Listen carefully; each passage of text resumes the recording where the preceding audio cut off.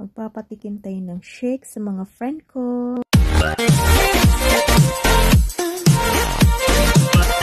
Hi guys! Gagawa po tayo ng mixed fruits shake. And guys, mayroon tayong ingredients na strawberry, blueberry frozen guys.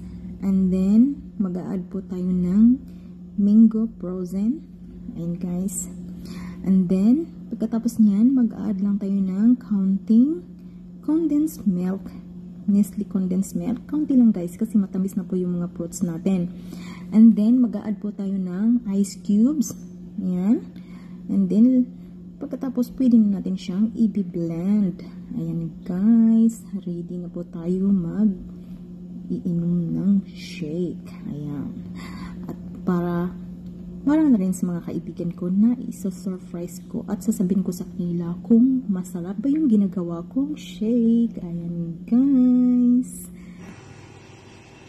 Time to serve sa mga friend. Oh. Sige daw. Unsa tag-anan niyo unsay mga flavor ana ginabutang nako. Lami dili. Very very delicious. Kung tarong ba sila? Burag ano siya? Burag siya naa siya ay banana? No. Wala. Nya lang. Ano siya? Arang strawberry? Grapes?